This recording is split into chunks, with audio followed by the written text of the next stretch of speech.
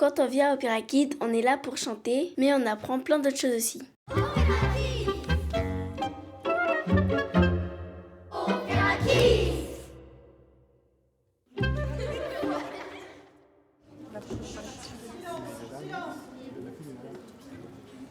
prend un voilà pour le calme. 4 mesures.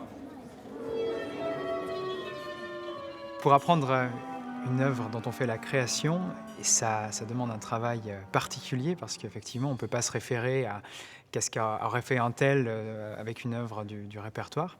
Mais c'est aussi toujours très excitant parce qu'on peut déjà appeler directement le compositeur, ce qu'on ne peut pas faire avec Beethoven et Haydn pour leur demander qu'est-ce qu'ils voulaient à cet endroit-là.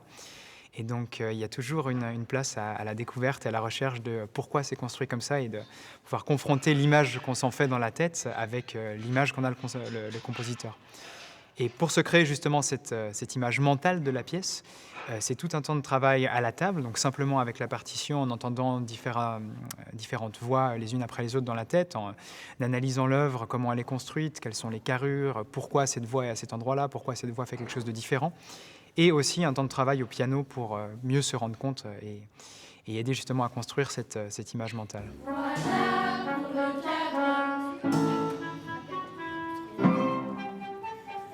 J'essaie toujours de raconter une vérité, ma vérité, mais il faut que je trouve les mots qu'il faut. Il faut que je choisisse un vocabulaire qui correspond à ce que les enfants vont comprendre tout de suite. Et puis la deuxième chose qui change un tout petit peu par rapport au monde des artistes adultes, c'est que je me sens dans une responsabilité de les amener ailleurs, un peu plus loin que leur territoire habituel, de leur apprendre des nouveaux territoires sonores, des nouvelles manières d'être ensemble dans la musique. Tu piges vite, petit. Je suis un petit voleur, c'est vrai? Qu'est-ce que j'ai commis? T'as volé un poulet. Parce que j'avais faim. Tu piges vite, orphelin. Et j'avais plus de parents. On te met le nom. T'as vraiment dit? T'as pour rien. Et on te jette dans un canot. J'aime bien, surtout de la part de Marc ou de Ève, à quel point ils ont toujours trouvé la moyenne juste entre être exigeant et puis communiquer avec des enfants. Parce que, évidemment, leur corps n'accepte pas autant de disciplines, les moments d'attente. On sent qu'il y a de nervosité et c'est là où il faut les aider, il faut les apaiser, il faut les accompagner. Mais une fois de plus, l'exigeant les rend meilleurs très très vite. Maintenant, ici, attention, contact. Dans l'île, il y a aussi un truc terrible. Non, encore une fois ça. C'est un peu plus lent que ce que vous pensez. Dans l'île, il y a aussi un truc terrible. Marc, j'aimerais bien qu'on refasse des gendarmes, des artistes, des rentiers. Ok. C'était pas en place vraiment pour eux.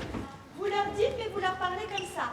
Des gendarmes, des artistes, des rentiers, des touristes. Mais en même temps, vous avez le chef. Vous voyez? Margot, Chiara. Regardez, je suis pas comme ça. Je suis comme ça. Des gendarmes, des artistes, des rentiers, des touristes. Et j'ai un œil sur le chef en même temps. Je triche, c'est du théâtre, c'est pas de la réalité, il faut tricher. C'est peut-être aussi la grande richesse de ce projet qui est qu'on leur fait confiance pour faire un vrai opéra. C'est pas juste un projet pédagogique qui serait monté avec une demi-répétition. C'est, alors certes, un opéra court, mais un vrai opéra sur scène avec des lumières, des décors, une mise en scène, des costumes.